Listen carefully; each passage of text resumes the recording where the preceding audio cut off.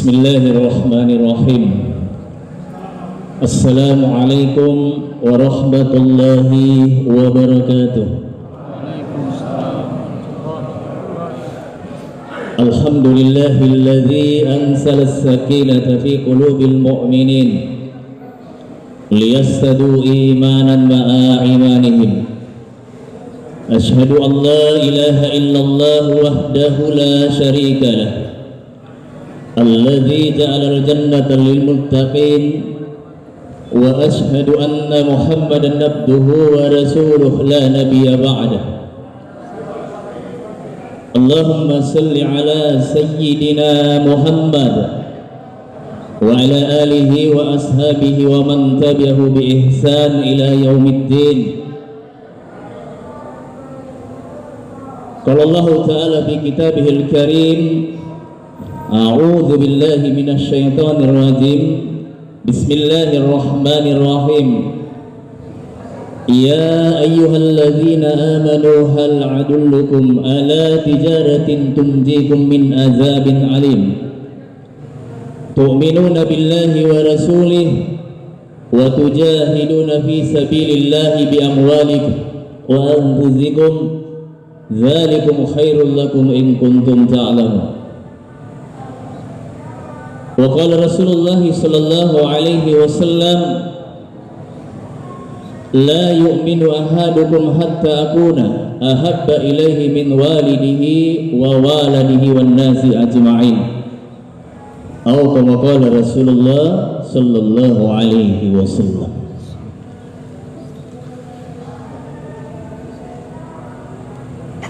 Hadirin yang dimuliakan Allah Subhanahu wa taala, perkara yang paling penting dalam kehidupan manusia adalah perkara iman. Mukaddimah ini diulang-ulang oleh para masyayikh kita, diulang-ulang oleh surah-surah kita. Orang-orang lama pun sering mengulang daripada mukaddimah ini. Bahkan diri kita sendiri sering menggunakan mukaddimah ini. Perkara yang paling penting dalam kehidupan manusia adalah perkara iman. Bahkan ketika kita silaturahmi berjaulah, dengan begitu fasih kita sampaikan kepada orang-orang yang kita jumpai, tidak ada bekal yang dapat menyelamatkan kita dalam kehidupan akhirat nanti kecuali hanyalah bekal iman dan amal. Pertanyaannya sekarang, saudaraku yang dimuliakan Allah, sejauh mana kita meyakini perkara yang sering kita sampaikan ini? Sejauh mana kita memahami tentang perkara yang sering kita dengarkan, bahkan kita sampaikan sendiri? Dan sejauh mana usaha kita untuk mewujudkan perkara tersebut di dalam diri kita dan keluarga kita? Orang yang meninggalkan dunia ini tidak membawa iman, rusak imannya, maka selama-lamanya di dalam nerakanya Allah Subhanahu wa ta'ala. Orang yang kembali di hadapan Allah membawa sedikit iman, cacat imannya, dia akan masuk di dalam surganya Allah, namun lebih dahulu dicelupkan di dalam nerakanya Allah Subhanahu wa ta'ala. Orang yang sempurna imannya, dengan kesempurnaan iman itu dia beribadah kepada Allah dengan cara yang benar, mengikuti cara Rasulullah sallallahu alaihi wasallam, insyaallah selama-lamanya di dalam surganya Allah Subhanahu wa ta'ala. Maka perkara iman ini perkara yang nomor satu dalam kehidupan manusia. Orang yang beramal tidak dengan asas iman kepada Allah bagaikan orang melukis di atas air. Orang yang beramal tapi tidak dengan iman yang benar, penuh dengan kesyirikan, bagaikan dia sedang melukis di atas air. Maulana Samin dalam satu bayannya menyampaikan, untuk membawa seseorang masuk dalam surganya Allah harus wujud 3 perkara di dalam diri. Yang pertama, iman yang kuat. Yang kedua, amal yang benar. Yang ketiga, akhlak yang mulia, akhlak yang baik. Apabila seseorang bisa mewujudkan 3 perkara ini di dalam kehidupannya, masuk surga tanpa hisab. Yang mana itu iman yang kuat? Iman yang kuat adalah iman yang tidak lagi terkesan dengan suasana dan keadaan apapun. Iman yang kuat adalah iman yang mampu menuntun seseorang untuk menjalankan segala bentuk perintah Allah Subhanahu wa ta'ala mengikuti cara Nabi. Iman yang kuat adalah iman yang mampu menjadi penghalang, menjadi tembok pemisah untuk tidak bermaksiat sekecil apapun maksiat itu. Hadirin, iman yang kuat adalah iman yang tidak lagi takut kepada siapapun, kepada apapun, kecuali takutnya hanya kepada Allah Subhanahu wa ta'ala. Ini iman yang kuat. Hadirin yang mulia, Abdullah bin Umar suatu ketika sedang bersafar, tiba-tiba jalan yang akan dilewati Abdullah bin Umar terhalang oleh begitu banyak orang-orang berkumpul di sana. Kemudian ditanya, ada apa gerangan? Ternyata ada seekor singa yang menghalangi daripada jalan itu. Maka Abdullah bin Umar menafikan apa yang dilihatnya. Makhluk tidak akan mampu memberikan manfaat dan mudarat. Yang memberikan manfaat dan mudarat hanyalah Rabb tabaraka wa ta'ala. Dia nisbatkan Allah di dalam dirinya. Kemudian berjalan langsung menjewer, memutar telinga daripada singa itu, mengusirnya untuk masuk ke hutan. La ilaha illallah. Ini iman yang kuat. Khalid bin Walid ditantang oleh seorang kafir. Wahai Khalid, kalau kau bisa minum racun ini dan kau tidak mati, kau buktikan bahwa kau punya Allah, kau buktikan bahwa kau punya Rasulullah sallallahu alaihi wasallam, kau tidak mati, maka saya bersahadat ikut Islam. Khalid bin Walid menafikan racun di depan matanya, menisbatkan hanya Allah. Racun tidak bisa mematikan tanpa izin kehendak Allah. Makhluk tidak akan bisa memberikan manfaat dan mudarat kecuali atas izin Allah. Bismillahirrahmanirrahim. Khalid bin Walid meneguk daripada racun tersebut. Jangankan Khalid bin Walid mati dengan racun itu, penyakit yang dideritanya bertahun-tahun sembuh asbab penyakit itu. Ini iman yang benar. Khalid bin Walid sampaikan, saya yakin apa yang disampaikan oleh Rasulullah sallallahu alaihi wasallam, siapa yang membaca doa ini di pagi hari, tidak akan ada yang bisa memberikan mudarat, memberikan bencana, memberikan bala kepadanya, baik yang di langit ataupun yang di bumi. Bismillahilladzi la yadurru ma'asmihi syai'un fil ardi wala fis sama'i wa huwas sami'ul 'alim. 3 kali pagi dan petang. Nafikan apa yang dilihat, nisbatkan Allah. Ini iman yang benar, hadirin yang dimuliakan Allah Subhanahu wa ta'ala. Ini iman yang mampu menghantarkan kita kepada Allah Subhanahu wa ta'ala dengan keselamatan. Tidak terkesan dengan suasana dan keadaan apapun. Seorang pemuda, Pak, seorang pemuda di kota Irak. Dia kaya, gagah perkasa, dia seorang yang soleh, taat kepada Allah, memiliki iman yang kuat. Diuji dengan suasana dan keadaan. Begitu terkenalnya pemuda ini, hampir satu kota Irak wanita mengenal diri. Seorang wanita bisa ngobrol dengan laki-laki ini, merasa dirinya hebat, bangga, senang, walaupun hanya sekedar bertutur sapa. Hadirin yang mulia, wanita-wanita muslimah menjadikan doa khususnya di 2/3 malam agar bagaimana laki-laki ini bisa menjadi pemimpin, imam dalam rumah tangganya. Maka ada satu wanita cantik, istri seorang pejabat negara, kaya raya, rumahnya seperti istana, kemudian memiliki 2 orang pembantu. Dia panggil pembantunya, saya bisa buktikan kepada kalian semua bahwa saya bisa berzina dengan laki-laki itu. Asalkan engkau bisa membantu saya untuk bekerja sama, setelah itu kau pun bisa berzinah dengannya. Kau tunggu pemuda itu lewat di depan rumah ketika dia mau ke masjid, lalu kau berlari tergesa-gesa dengan penuh kepanikan. Sampaikan bahwa ada seseorang yang harus ditolong dalam rumah dan tidak ada laki-laki yang bisa menolongnya. Ada yang pingsan. Tibalah saat yang ditunggu. Pemuda itu lewat, kedua pembantunya berlari. Tolong kami, di dalam rumah ada yang sedang pingsan. Tidak ada yang bisa menolongnya kecuali engkau. Kami tidak bisa mengangkatnya. Pemuda ini karena orang yang baik, bergegas menuju ke rumah. Begitu masuk rumah seperti istana, tak kalah masuk di dalam rumah, pintu pun langsung ditutup hadirin.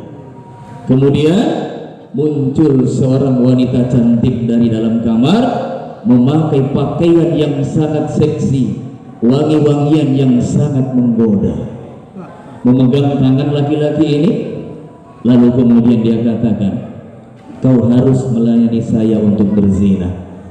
Kalau tidak, saya akan teriak di luar sana bahwa kau masuk dalam rumahku untuk memperkosa saya. Dia sedang dijebak.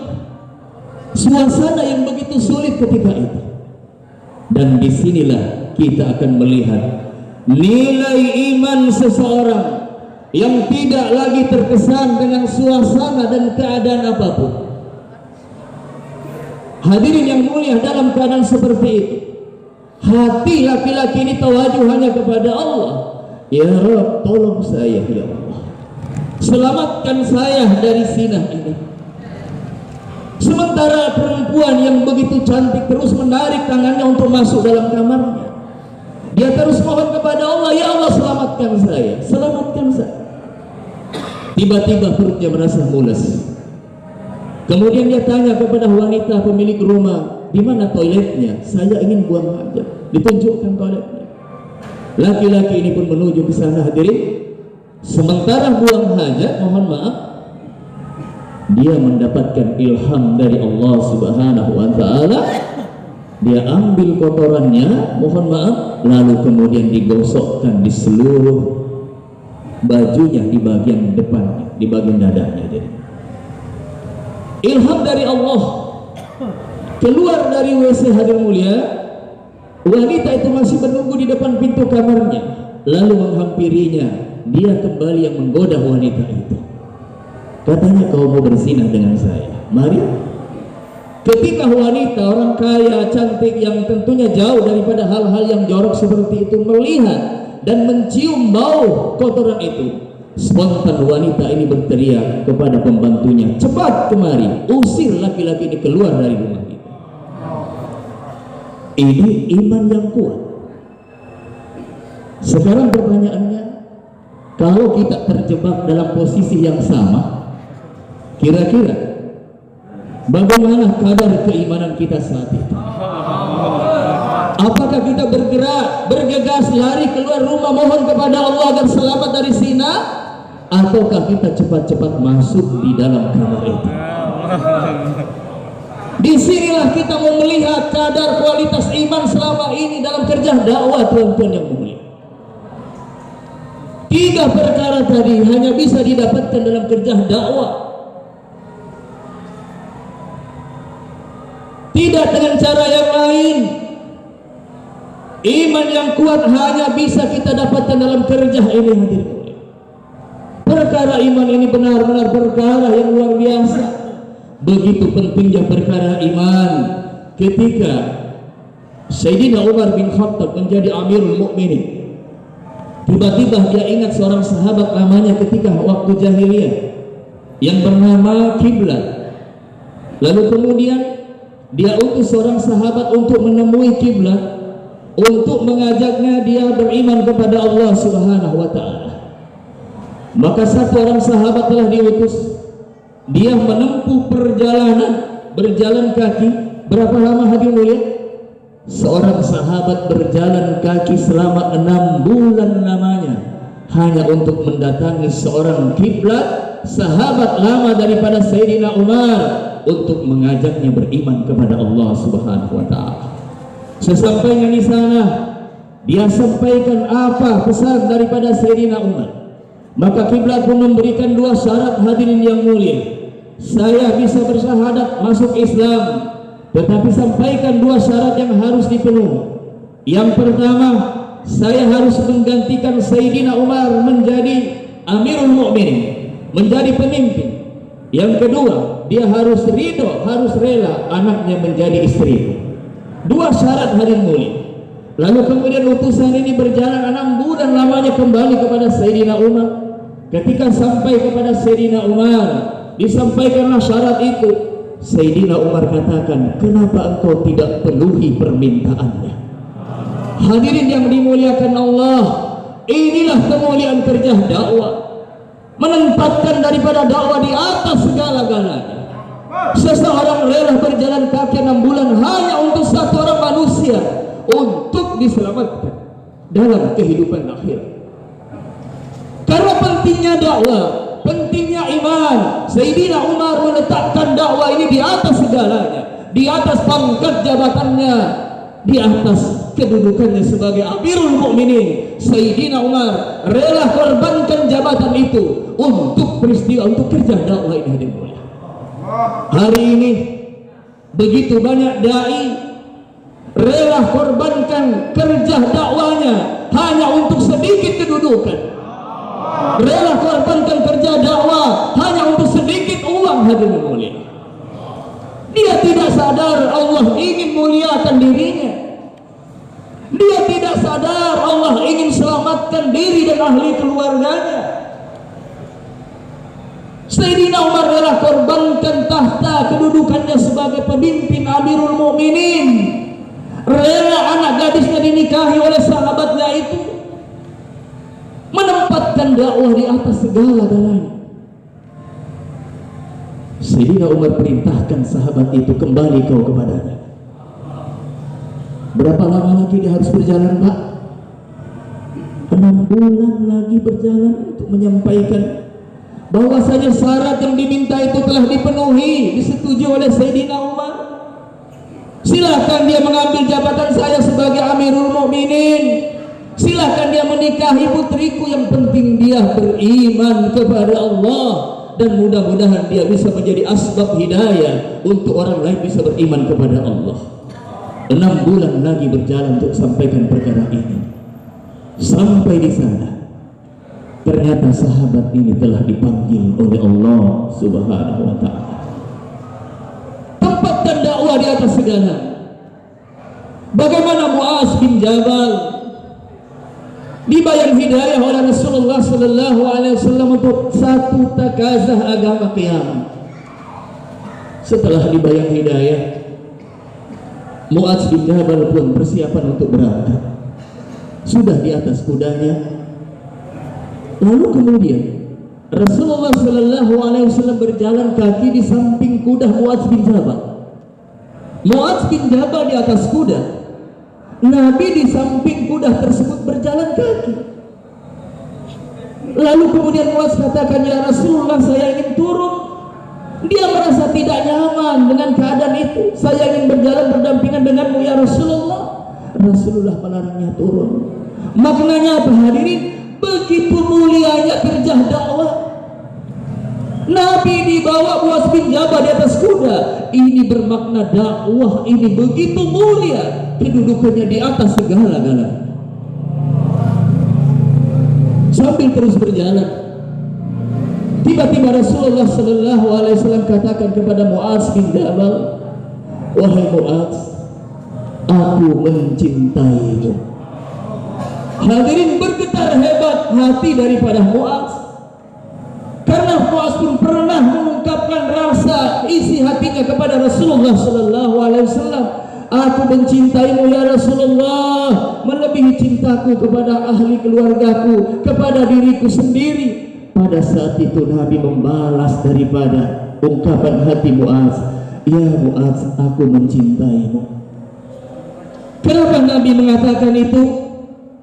Ternyata Rasulullah sallallahu alaihi wasallam ingin memberikan isyarat kepada Muaz bin Jabal bahwa setelah takasa ini dia tidak lagi berjumpa dengan Rasulullah sallallahu alaihi wasallam. Wahai Muaz, ketika engkau kembali nanti, kau akan melewati kuburanku. Kau tidak akan lagi melihat wajahku. Berteriak daripada Muaz, hancur hatinya. Orang yang paling dicintai dari seluruh dunia di saat itu mengungkapkan kata perpisahan dengan kematiannya. Tetapi karena dakwah ini kerja yang sangat mulia, dia relakan itu semua, berangkat untuk sambut itu takasa. Karena kemuliaan kerja dakwah, rela meninggalkan kekasihnya yang sangat dicintainya, walaupun hatinya hancur, menangis sejadi-jadinya, menjalankan takasah dakwah yang diperintahkan oleh Rasulullah sallallahu alaihi wasallam. Maka sadarkan diri kita tuan-tuan yang mulia, jangan dakwah ini kita taruh di bawah hati mulia. Jangan dakwah ini kita kecilkan, kita remehkan. Junjung kerja dakwah ini setinggi-tingginya. Nabiullah Ibrahim telah memberikan contoh. Begitu mulianya ini kerja. Semuanya pernah dengar kisah Nabiullah Ibrahim menghantarkan istri dan anaknya di lembah yang tandus dan gersang. Jangankan sumber air, setitik air tidak ada di sana. Jangankan rumah, satu pohon pun tidak ada yang tumbuh di sana. Berpuluh-puluh tahun Nabi merindukan seorang anak dalam kehidupannya. Sudah dikaruniai seorang putra. Bagaimana mungkin seorang ayah hendak meninggalkan anaknya, istrinya yang tentu sangat disayang? Bukan di dalam rumah, tidak ada tetangga, tidak ada siapa-siapa, tetapi di padang pasir yang tandus dan gersang tidak ada tanda-tanda kehidupan. Tetapi Nabiullah Ibrahim meletakkan segala perintah Allah di atas istri dan anaknya. Takasa agama, dia rela tinggalkan istri dan anaknya. Illa man takiluna, wahai suamiku, kemana engkau hendak pergi? Nabiullah Ibrahim terus melangkah.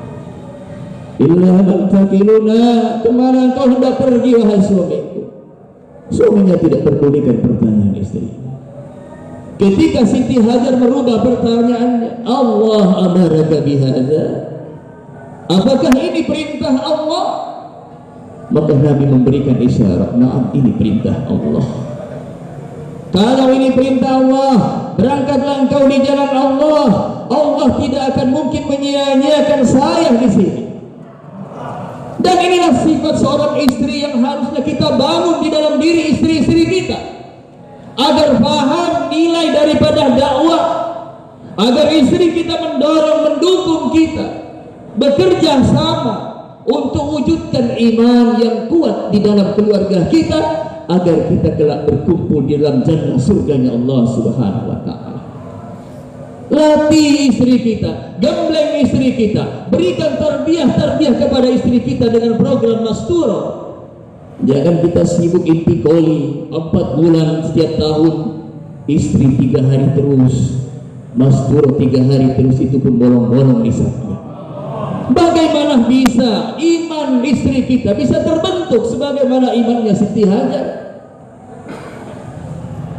Nabi Ibrahim meletakkan agama, meletakkan dakwah di atas segala. Nabi Ibrahim memacu kudanya meninggalkan keluarganya.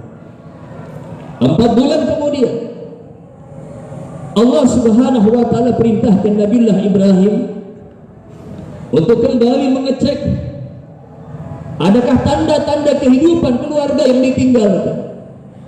Nabiullah Ibrahim dilarang untuk sampai di titik tempat yang meninggalkan anak dan istrinya. Dia hanya diizinkan untuk memantau dari jauh. Maka di balik bukit Nabiullah Ibrahim telah melihat ada perkampungan di sana.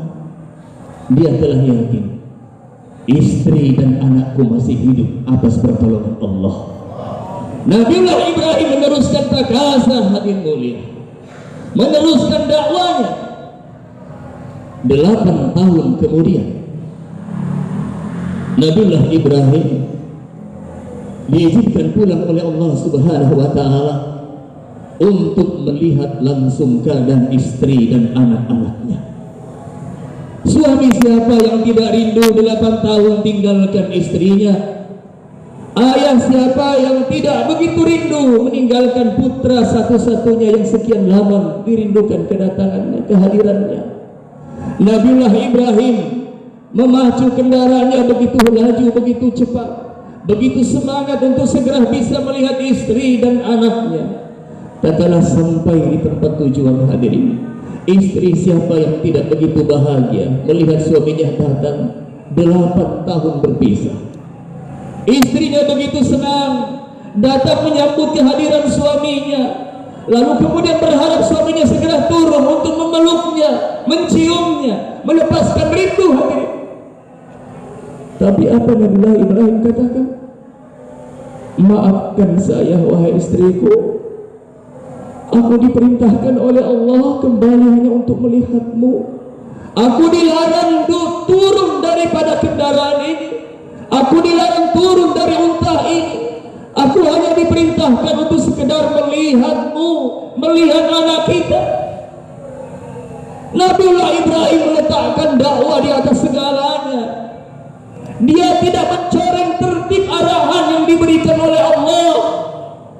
Kalaulah dia bisa ingkar dari kerja dakwah, apa susahnya Nabi Ibrahim loncat dari kudanya untuk memeluk, mencium, memeluk anak dan istrinya hadirin yang mulia. Tapi inilah kemuliaan kerja dakwah. Nabiullah Ibrahim rela melakukan apapun untuk memuliakan, memposisikan kerja dakwah di atas segala-galanya. Saudaraku yang mulia, Abu Yasir,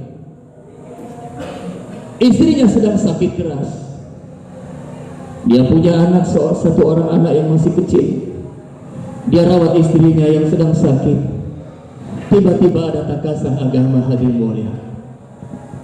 Ada iklan di kota Madinah bahwasanya ada takazah agama dalam dakwah yang harus dijalankan. Maka Abu Yasir sampaikan kepada istrinya, wahai istriku, ketahuilah olehmu aku sangat mencintai, aku sangat menyayangimu. Tetapi ketahuilah, cinta dan sayangku terhadap Allah dan Rasulnya telah mengalahkan cintaku atas dirimu. Izinkanlah aku pergi untuk menyambut menjalankan takazah agama ini. Istri sakit keras ditinggalkan untuk agama, untuk terbentuknya iman yang kuat. Hadirin yang mulia, peperangan pun terjadi. 6 bulan kemudian tersebarlah berita bahwasanya pasukan Islam telah mengalahkan daripada pasukan orang-orang kafir. Maka diiklankan bahwasanya pasukan Islam di bawah kepemimpinan Abu Yasir sudah akan kembali ke kota Madinah. Diberikan iklan kepada seluruh kota Madinah agar seluruhnya bersedia menyambut kedatangan mereka untuk memuliakan pengorbanan mereka hadirin mulia. Maka tibalah saat yang ditunggu. Pasukan Abu Yasir pun datang. Wanita-wanita yang suaminya sedang berjuang di jalan Allah pun keluar berdiri di pintu gerbang Madinah.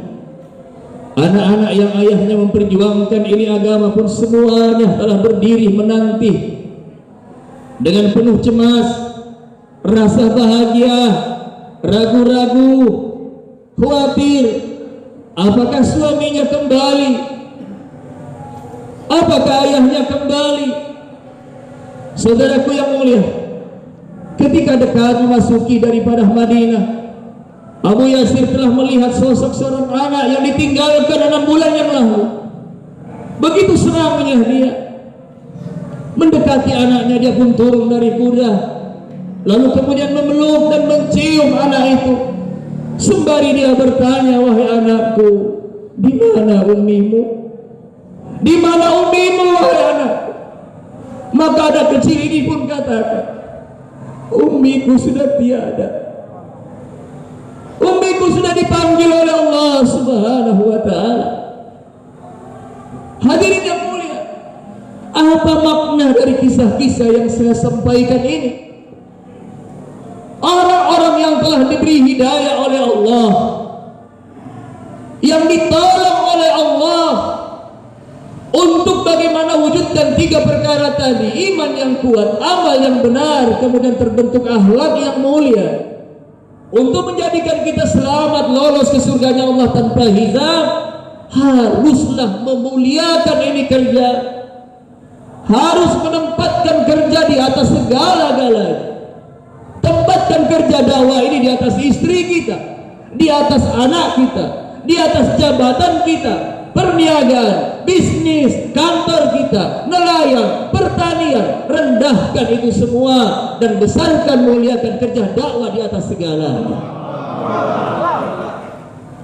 Hari ini kita dipilih oleh Allah untuk diselamatkan, untuk dimuliakan. Tetapi anehnya, kenapa kita ragu-ragu, menyepelekan ini kerja, mengecilkan ini kerja, seolah-olah kerja ini hanya kerja sampingan kita. Beristighfar sebanyak mungkin, saudaraku yang mulia. Jangan tersenyum mendengarkan apa yang saya sampaikan. Ini target untuk diri saya, tuan-tuan yang mulia. Buka akal pemikiran kita dengan sehat.